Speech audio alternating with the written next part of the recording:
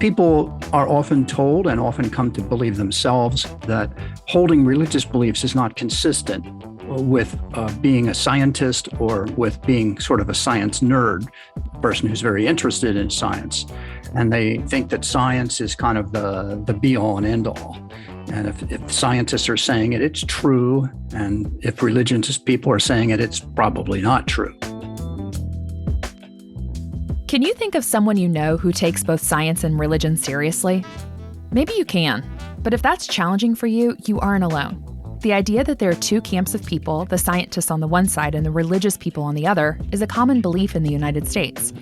In fact, research from Pew says that 59% of U.S. adults perceive science and religion as often in conflict. So far in this season, we've been talking with researchers and scholars whose work reflects a different story. Their faith encourages them in their studies, provides them with helpful frameworks, and allows their research to thrive. And on the flip side, their research bolsters their faith, gives them insights into the depths of God, and causes them to marvel at the wonder of creation. So what's going on? Where did this perceived conflict come from, and why has it been accepted by so many Americans? For this episode, I invited one of my friends who knows a lot about this conflict and how it came about. His name is Ted Davis, and he's a historian of science. He and I sat down to have a conversation about this concept that historians call the conflict thesis. While there are a lot of factors that contribute to the conflict thesis, there are two pivotal people who helped champion this idea in the United States in the late 1800s. The first is John William Draper, a chemist at NYU. And second, Andrew Dickson White, the founding president of Cornell University. And despite some meaningful historical inaccuracies in their work, Draper's and White's arguments are still accepted and found in our society today. Coming up, we touch on Draper and White and the state of the relationship between science and religion before conflict was introduced, as well as what relationship we might have today with science and God.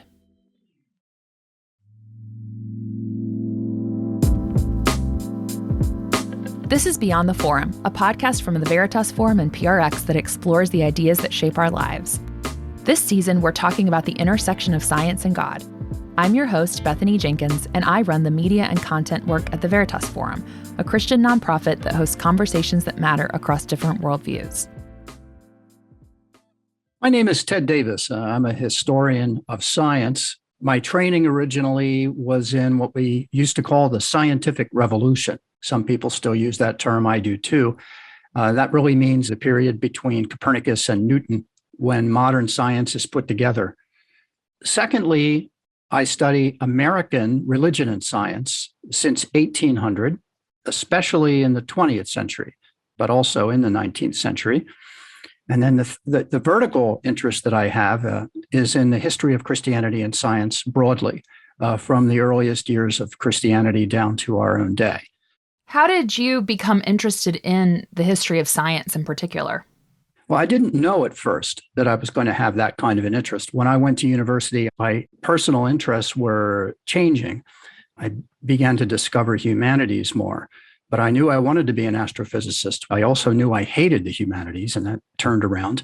And then I also knew I would never teach, and clearly that turned around too. Well, Ted, I don't know if you know this, but only 27% of people work in a field related to their major. So my major was Spanish and International Studies, and I even have a law degree. And I don't practice law or speak Spanish much on a daily basis. So we are in the majority of the club by being in the 70+ % of people who don't work in a field related to their major. Although you actually do work in a field related to your major, even though it's a different angle. Yeah, once you learn how scientists think, which is what you do when you're an undergraduate science major, you learn how scientists think. You don't really forget that.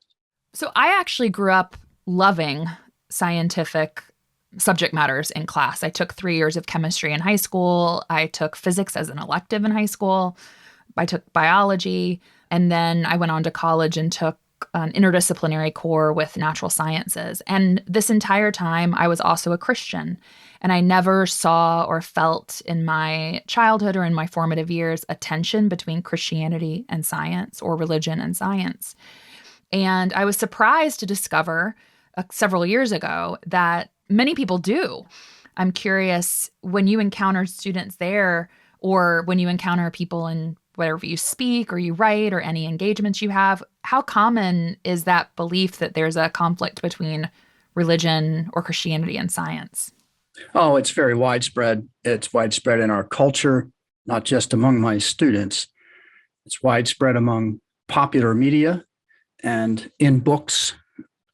So it's all over the place, I would say. Can you describe it a little bit? What is the conflict that people see that you encounter quite often? Well, people are often told and often come to believe themselves that holding religious beliefs is not consistent with being a scientist or with being sort of a science nerd, a person who's very interested in science. Many people are kind of science followers in our culture. You know, they have an interest in science, even though they might not have studied it at university. And they think that science is kind of the be all and end all. And if scientists are saying it, it's true. And if religious people are saying it, it's probably not true. And is it on both sides of the conversation that some people who are on the religious side are skeptical of science, and then there's also people on the science side they're skeptical of religion? Is it, oh, yeah. Or is it one-sided? Yeah, in that sense, it's two-sided. But the insights of the scholars that I work with on doing history of Christianity and science and history of science and religion more broadly are that there aren't just these two perspectives, and that much of that modern attitude is driven by things from the past where there was an ideological agenda that resulted in this particular viewpoint that so many hold today. Can you talk to me a little bit about that past? Yeah, we often call this, as historians, we often refer to what we call the conflict thesis. The conflict thesis makes the claim that Christianity or religion more broadly is in perpetual ongoing conflict with science. That's sort of the broad way to express it. And when you dig down into it a little more deeply, I would say that there's probably at least two main forms of a conflict thesis. One of these I would call the soft form. The soft form is mostly historical in the nature of its claim. It says that Christian theology, not religion per se, has always been obscurantist. It's always been holding back the progress of science. That's a view that gets popularized in the late 19th century in the US and in the UK. These things are still widespread in our culture. The legacy of that has not gone away. That kind of, I say, a softer claim. There's a stronger form that's more common today than it was in the past. That's a sort of new atheist claim. That's more philosophical, perhaps, than historical, although often history will come into it. That's the claim that there's an inherent conflict between science and all forms of religion. On that view, religious belief of any kind is simply irrational. And so Richard Dawkins, for example, believes that the function religion has in the modern world is to motivate people to fly airliners into skyscrapers. And if that is what religion does, it's bad. And we need to eradicate it. And science can be one of the tools to eradicate it on this view.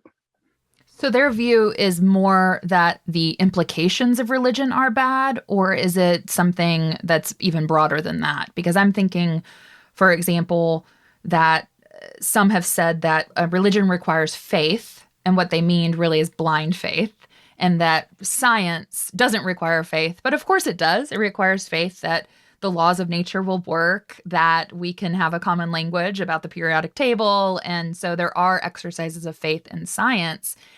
And religion actually isn't blind faith either. There are some evidentiary realities to it, even if they may not be scientific evidentiary realities. We also believe that history matters and other subject matters are serious considerations too. So I'm curious, what is that tension they're really getting at? What is it really rooted in a little bit? Well, that harder form of conflict thesis, the strong form, certainly does paint religion as something which is motivated just by blind faith. And Christianity historically has never been like that. It's always been a religion based on historical evidence and based on the encounter with reality and taking a point of view on reality that others don't take. Hi all, this is Carly Riegel, the assistant producer of Beyond the Forum. If you're loving the podcast so far, we want to invite you to continue engaging in these important conversations by signing up for our newsletter. Each month, you'll receive thoughtful content about the ideas that shape our lives, updates from our student and faculty partners, and other Veritas news and events. You can sign up today by visiting veritas.org. Thanks for tuning in and enjoy the rest of the show.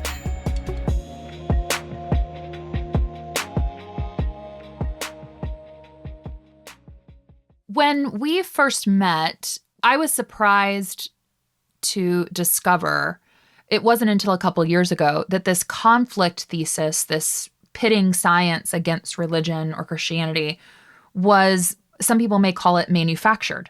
That a couple people basically decided we want to advance this agenda. And it wasn't really inherent necessarily to how people thought at the time. It was a little bit disruptive, or maybe it wasn't disruptive. I'm curious, what was kind of the American sentiment? Well, let's go back a long way in history before even the word America was invented in the 16th century. And for much of Western history, Christianity and science were seen as partners in the search of truth. We tend to forget that the Roman Catholic Church, for example, played a crucial role in creating the university. We also tend to forget that nearly all the founders of modern science, that's that period of Copernicus to Newton, were sincere Christians. As a general rule, they didn't believe that science conflicted with theology. Not even Galileo believed that. Galileo always held that God reveals to us through revelation in the Bible core truths about salvation that reason alone and experience can't discover. And he didn't think that his scientific discoveries contradicted the Bible when properly interpreted. And by Copernicus to Newton, we're talking a period of about 200 years, right? 1400s to 1600s. That's right. Copernicus is working in the 1500s, early to mid 1500s. He becomes famous only after his death because his book isn't published until literally he's on his deathbed. It's right at the end of his life that the book is published. And that's in 1543. And Newton's famous work on physics is 1687. And it's not really widely accepted until the next century. So it is a period of a little more than 150 years that we're talking about there. So no conflict at all, really? Generally speaking, no, really wasn't. Now, there's isolated incidents in which religious issues come into play and there's some tension created. I mean, an example of this is when at those universities in the first century of their existence, as they begin to teach certain teachings of Aristotle, such as that the world is eternal, or that there is no soul that survives death, or that God does not have the ability to create more than one world. These kinds of propositions do conflict with some fundamental Christian teachings. And as a result, at a few of the universities in the High Middle Ages, people aren't really allowed to say those things, even though Aristotle would have said things like that. So the conflict notion as a widespread idea probably is given birth mostly in the 18th century Enlightenment, in the wake of that scientific revolution. The Enlightenment thinkers tended to see mathematics as the paradigm for all other knowledge claims, the source of ultimate truth. Real certainty could be achieved. And in contrast with that, the previous two centuries, the 16th and the 17th, in the wake of the Reformation, there was a period of great theological disagreement amongst the branches of Christendom, controversies over what's true, right, in theology. That creates a lot of doubt. Also, there were religious wars that really, frankly, had secular political forces right below the surface, in which people killed one another over matters of faith, ostensibly. So for these 18th century thinkers, those religious disputes just only showed that doctrine comes only from authority and tradition, not from reason and experience. Right. A rational system of beliefs, they would have said, contained nothing mysterious or miraculous or supernatural. And on the religious side, is there not condescension on their side as well? Or is there, what is their perspective going on with this? Well, it's true that there are some people who seem to engage in blind faith, people who just think that, well, you just believe, And of course, that's an anti-intellectual attitude, that attitude that science is the ultimate and religion isn't good for science.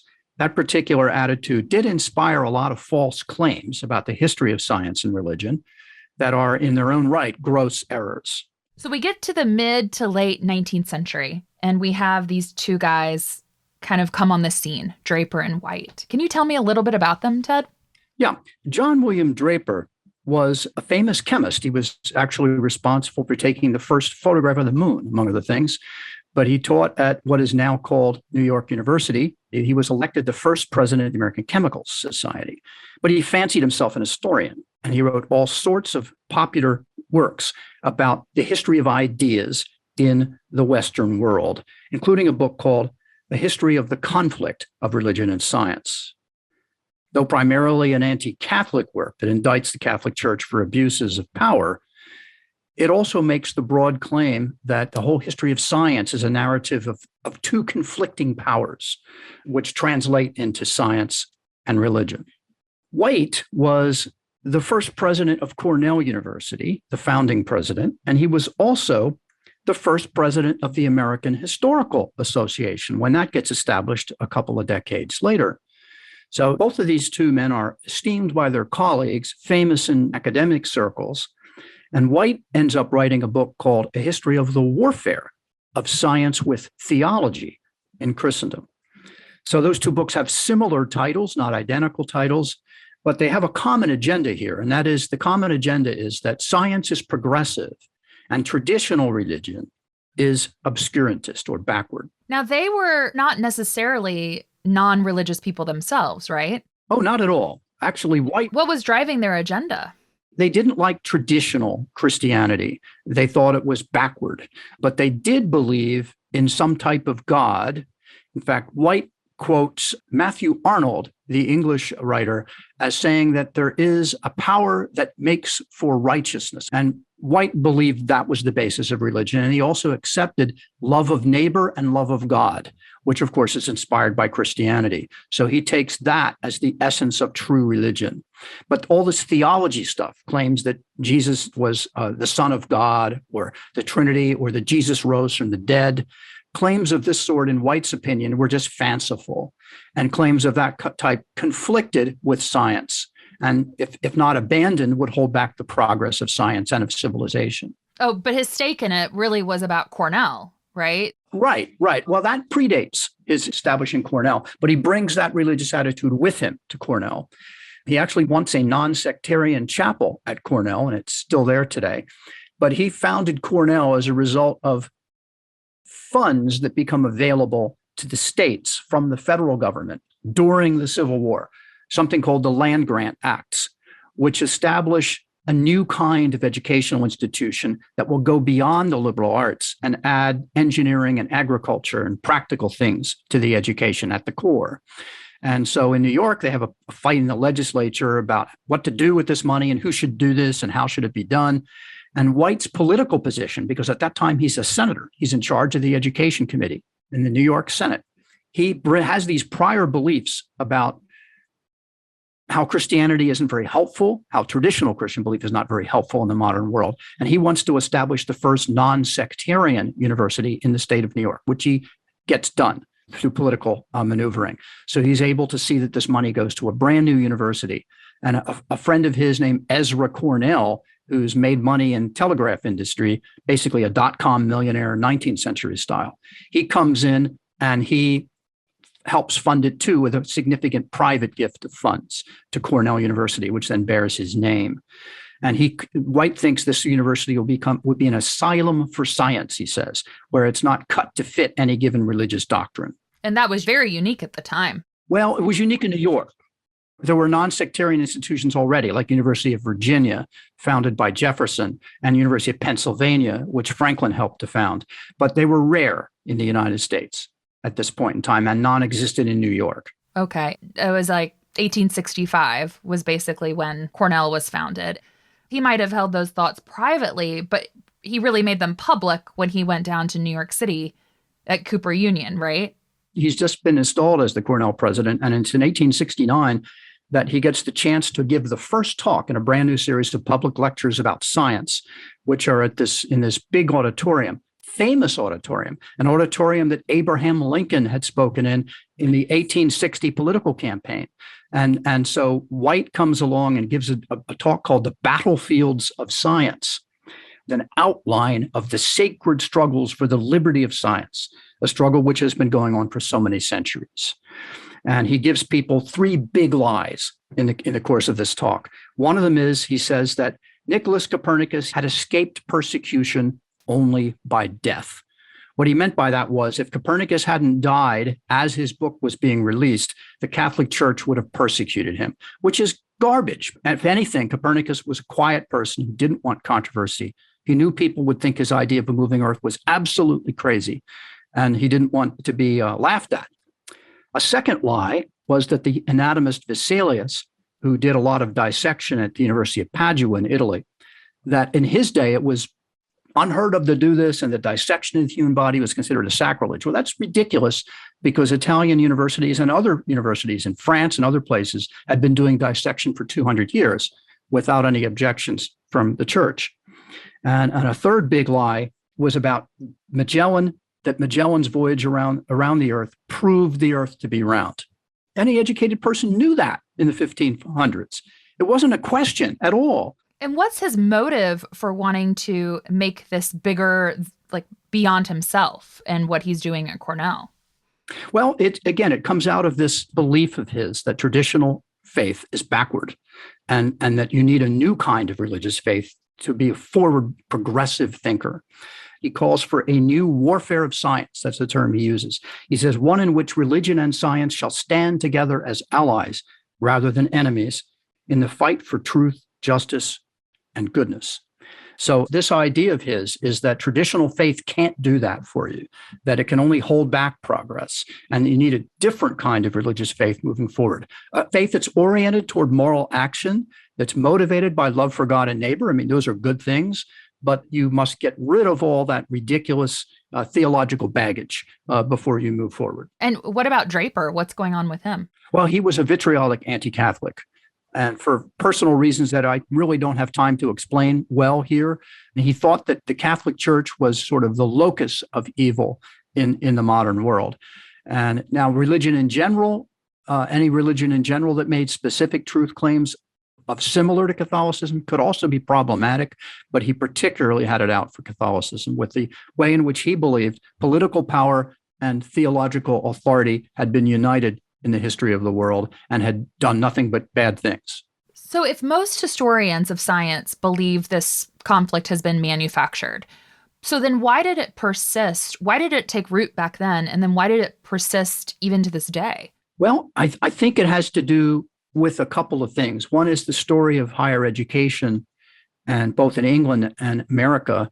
And in the period of the second half of the 19th century, education was becoming profoundly secularized. Universities and colleges were no longer under close clerical supervision.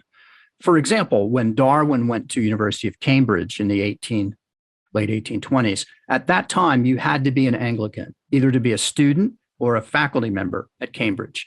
Now, that all changed in the 19th century, and there was no religious test at all, of course, for Cambridge today.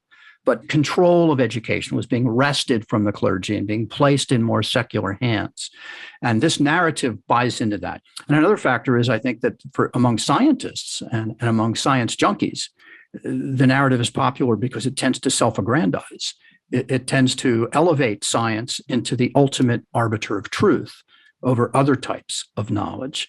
And for many people, I think that's in the background, even if they might not be in the foreground, they might not see that directly. I think that's part of the story. What about on the religious side, that people are skeptical of science?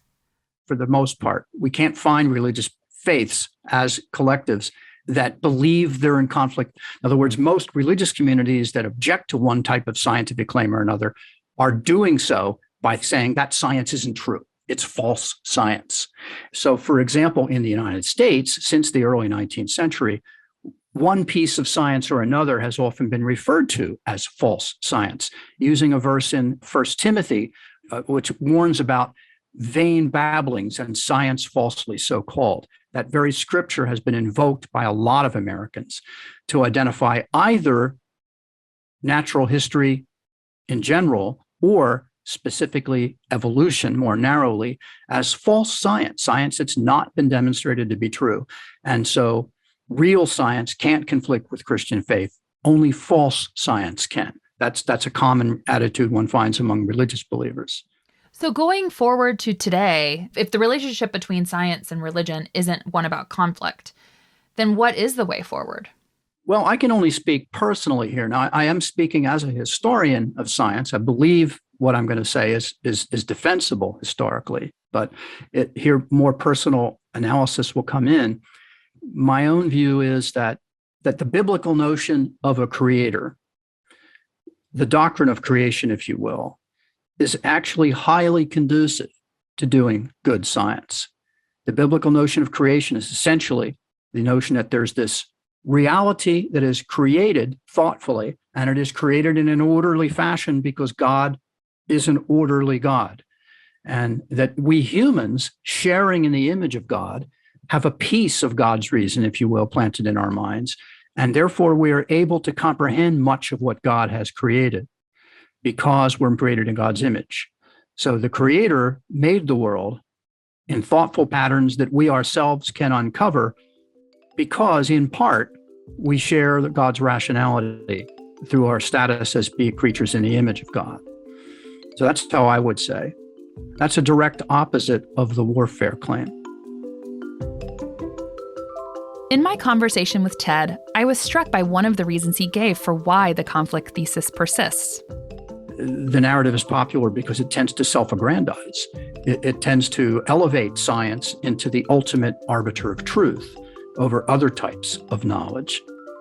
While Ted was talking about people in the scientific sphere, I think that this self-aggrandizement or triumphalism is found in those of us with religious beliefs as well. We can be quick to stick to our camp and disregard the work and reasonings of those outside our tradition. But as we think about the way forward for conversation and collaboration between science and religion, I'm reminded of my interview with John Lennox for episode 2. He suggested that one explanation might not provide us with the whole picture. Why is the water boiling?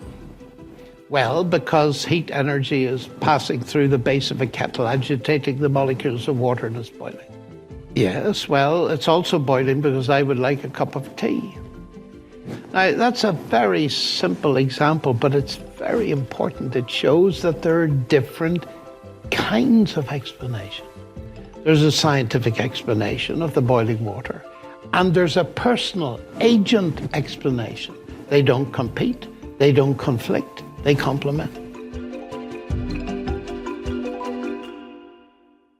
As we move forward, I invite you to consider what a complexity mindset, rather than a conflict one, could look like in your own life. Perhaps it looks like the faith of Francis Schaeffer. Schaeffer was an American theologian, philosopher, and pastor who died in 1984. He became a Christian in high school after he read Greek philosophy and realized it provided questions, but not answers, to the problems of the human condition. Looking for those answers, he found Christianity. Even in his early years as a Christian, he was convinced that Christians and non-Christians shared a commitment to truth and reality. The claims of Christianity, he said, were either true in the world of history and science, or they were wrong. But the relationship between science and God wasn't merely an intellectual or academic question for him, and it isn't for us either. Many years later, when he was in his late 60s, Schaeffer was diagnosed with lymphoma and underwent chemotherapy. A year later, he received the news that his cancer was in remission. And in a letter to a friend, Schaeffer wrote, quote, "How good it is to have a theology in which there is no tension between using the best medicine possible and looking directly to the Lord for answer to prayer." To him, the relationship between science and God wasn't either or, but both and. And speaking of Cornell, join me next week for the final episode of our season on science and God. I'll be interviewing Praveen Sethupathi, a geneticist and professor at Cornell University, about what the tiny molecules of DNA tell him about life's biggest questions. You won't want to miss it.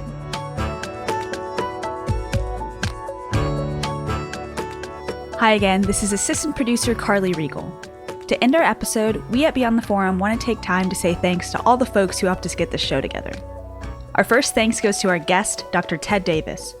Thank you for joining us and for helping us to learn so much, especially about the co-founder of my alma mater. Thanks also goes to Colin Duriez, author of the biography we quote in our outro. It's called Francis Schaeffer, An Authentic Life. We also want to thank our production team at PRX. That's Jocelyn Gonzalez, Genevieve Sponsler, Morgan Flannery, and Jason Saldana. And of course, we want to thank the students who host and plan these forum conversations, as well as the John Templeton Foundation and all of our donors for their generous support of our conversations. All right, that's all for this episode. Thanks for listening to Beyond the Forum.